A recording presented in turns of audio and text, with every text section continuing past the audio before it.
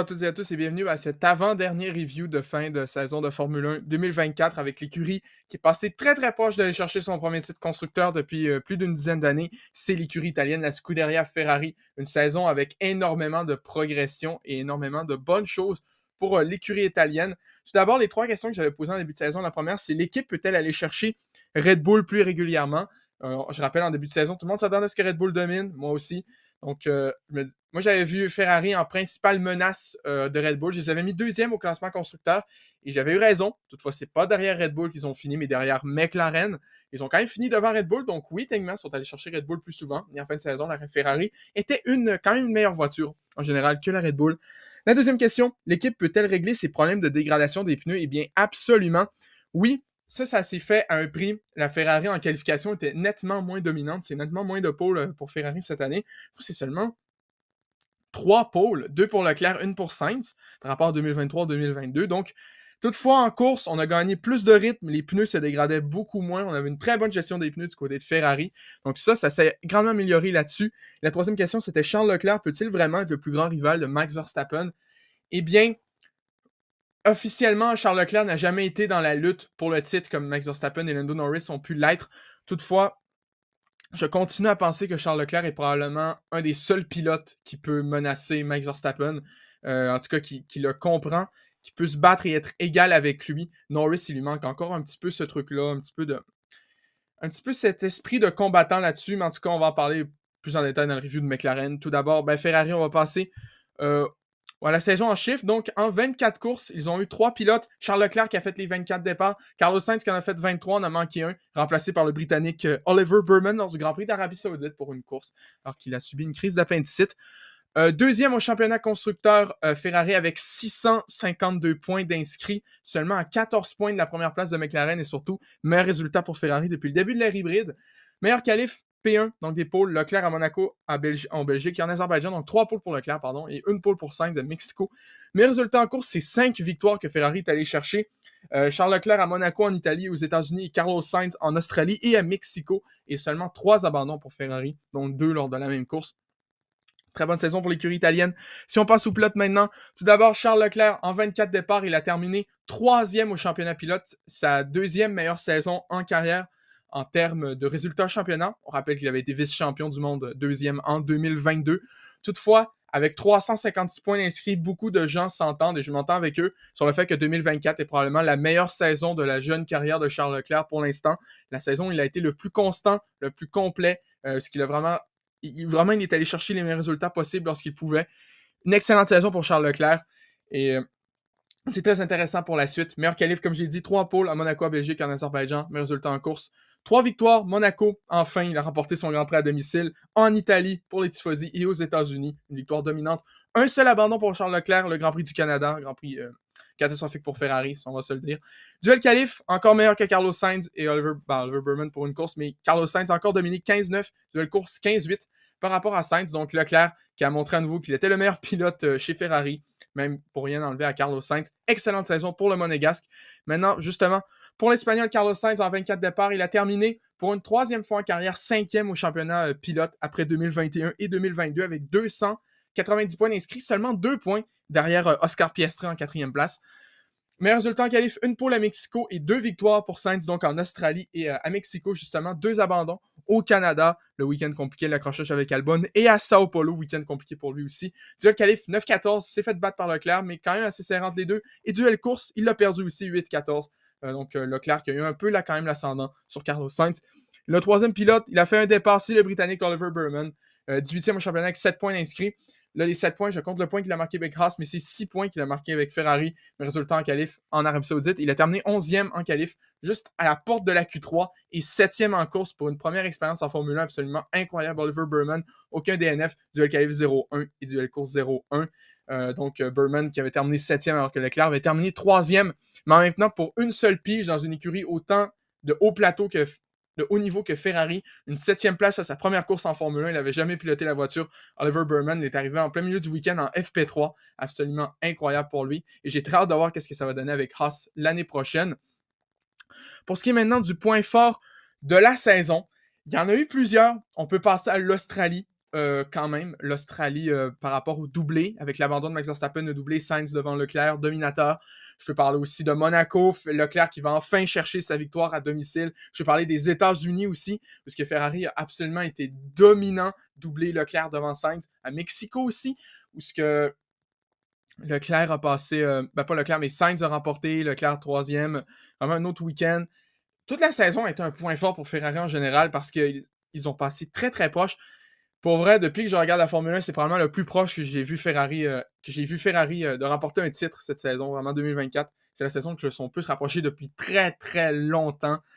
On va se le dire, 2010, quand il jouait le titre avec Alonso en 2010 puis en 2012, on va se le dire, c'est plus parce qu'Alonso était incroyable et qu'il menait la Ferrari à un niveau qu'elle ne mérite absolument pas.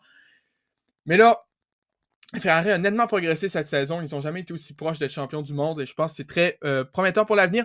Toutefois, mon point fort de la saison, c'est le Grand Prix d'Italie. Pourquoi le Grand Prix d'Italie? Ben déjà, parce que ça l'a... Oui, ça arrive encore des fois qu'il y a des petites gaffes, des petites erreurs. Mais le Grand Prix d'Italie cette saison est pour moi la course qui a prouvé qu'un des grands problèmes des dernières années de Ferrari a été corrigé et c'est les erreurs stratégiques en 2022, en 2019, en 2018.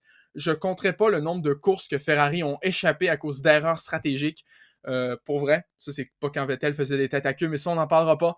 Mais en tout cas, ça faisait longtemps qu'il y a eu toujours ce... Puis même l'année passée, Ferrari faisait des erreurs stratégiques aussi. C'était la blague avec Ferrari d'ailleurs. Mais cette année, le Grand Prix d'Italie, ce qui m'a prouvé, c'est que Ferrari font de moins en moins ce type d'erreurs-là. Puis justement, c'est sur un pari stratégique que Ferrari ont remporté ce Grand Prix d'Italie-là, justement, avec les McLaren de Piastri et Norris qui avaient décidé de faire 2 arrêts au puits, alors que Charles Leclerc, lui, décidé. On a fait le pari de tenter un arrêt, Sainz aussi. Sainz, malheureusement, il n'a pas pu tenir la cadence. Il a quand même fini 4e, ce qui est notable. Mais Charles Leclerc, vraiment, a réussi à tenir et à remporter ce Grand Prix d'Italie devant les tifosi. Donc, le Grand Prix d'Italie, pour moi, c'est le point fort de la saison de Ferrari parce que ça l'a marqué. Mais déjà, c'est une victoire à domicile. Ferrari, on sait que c'est quand même relativement assez rare. La dernière, c'était Leclerc en 2019. Puis sinon, il faut remonter à Alonso en 2010. Toutefois, vraiment, ce que ça a prouvé, c'est que Ferrari font de moins en moins d'erreurs stratégiques et en font presque plus. Il y a une nette progression à ce niveau-là. Puis c'est très prometteur pour l'avenir. Et justement, quoi attendre pour 2025? Eh bien, le truc qui est sur tous les lèvres, c'est le fameux transfert historique qui a été annoncé le 1er février dernier, avant le début de la saison. Le 7e champion du monde, Lewis Hamilton, qui a signé chez Ferrari à partir de 2025 et au moins pour plusieurs années encore, lui qui va avoir 40 ans cet hiver. Donc Lewis, oui, ne se fait plus tout jeune, a une saison compliquée avec Mercedes quand même cette année. Toutefois, ça serait un peu trop insultant pour parler de sa carrière en général, qui est absolument magistrale, un des meilleurs pilotes de tous les temps, l'histoire de Formule 1, qui va faire équipe avec Charles Leclerc. Et ça peut être intéressant, comme ça peut être dangereux aussi, parce qu'on sait, deux pilotes alpha comme ça peut des fois porter ses fruits, puis des fois absolument pas du tout. Chez Ferrari, c'est déjà arrivé qu'il y a eu une espèce de deux pilotes quand même assez égaux. Ça s'était pas super bien passé. Là, bien sûr, en tête, j'ai seulement Alain Prost et Nigel Mansell en 90.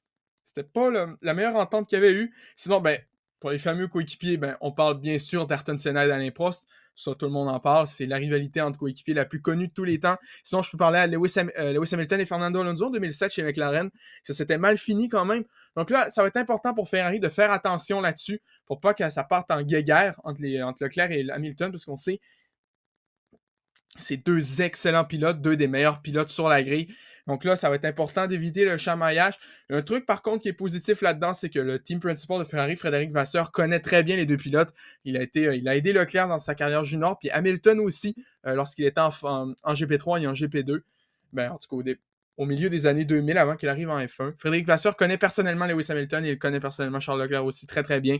Donc, au moins là-dessus, on peut espérer que ça se passe bien. Également pour Ferrari, l'autre truc qui va être intéressant à voir, c'est qu'ils préparent une toute nouvelle voiture, un tout nouveau concept pour 2025. Totalement éloigné, ça peut être très bien comme ça peut être très mauvais. Si ça se rate comme Alpine en début de saison, ça va être une saison très pénible pour Ferrari, puis on va prier pour que 2026 aille mieux. Puis encore là, ça va être une régression par rapport à ce qu'ils ont tenté par rapport aux dernières années. On sait cette année, pour eux, c'est l'année la plus proche que j'ai vu Ferrari de remporter un titre, l'année la plus concluante pour eux. Donc, en 2025, quoi attendre? Si Ferrari réussissent leur nouveau concept et qu'ils se battent vraiment régulièrement pour des victoires, il va falloir s'attendre à ce que Charles Leclerc, mais Lewis Hamilton, j'oublie pas Lewis là-dedans, mais potentiellement que Charles Leclerc et Lewis Hamilton soient les plus grands challengers pour le titre. En tout cas, Leclerc, oui, a été challenger pour le titre en 2022, mais ça a duré 5 courses, le temps que Ferrari prenne la débarque, puis qu'il sauve de justesse la deuxième place au classement pilote et que Red Bull prenne le large. Mais Lewis Hamilton, il a 7 titres, il a de l'expérience, il a joué le titre souvent dans sa vie. Oui, c'est encore amer 2021 dans sa tête, il aurait pu être octuple champion du monde, être le seul en tête de l'histoire de la Formule 1. Toutefois, je pense que Ferrari, s'ils réussissent leur concept, ça peut être absolument la menace numéro 1 sur la grille, une des meilleures équipes, si ce n'est la meilleure. Il va falloir voir qu'est-ce que Red Bull et McLaren vont faire, et même peut-être Mercedes. Toutefois, Mercedes, je pense que ça va être plus compliqué, avec notamment Antonelli qui est jeune, qui découvre la Formule 1. Red Bull, encore là, il va avoir Lawson, mais au moins Ferrari, s'ils peuvent aller chercher un titre, peu importe si ce soit un titre pilote ou un titre constructeur avant la nouvelle réglementation de 2026, ce serait déjà un énorme pas en avant, déjà qu'ils sont passés très proches cette année, et ça pourrait montrer justement que enfin, on est en train de se sortir du trou. Ce sera un premier titre depuis 2007, c'est pilote, 2008, c'est constructeur, donc ça ferait très longtemps. Très hâte de voir qu'est-ce que Ferrari, ça va donner. J'espère juste une bonne entente entre les deux pilotes, entre Leclerc et Hamilton. Mais on est optimiste, je pense que on veut être optimiste du côté de Ferrari et les voir performer au plus haut point. Ça pourrait dire peut-être que la Formule 1 est en train de redevenir normale. Cette année, on a eu une lutte McLaren et Ferrari au constructeur, puis pour vrai, juste pour ça, pour le souvenir des belles années 90, des années 2000, ça a fait du bien. Dites-moi qu'est-ce que vous avez pensé de la saison de Ferrari en 2024, qu'est-ce que vous attendez pour 2025, puis on va se retrouver très bientôt pour le dernier review de saison pour McLaren.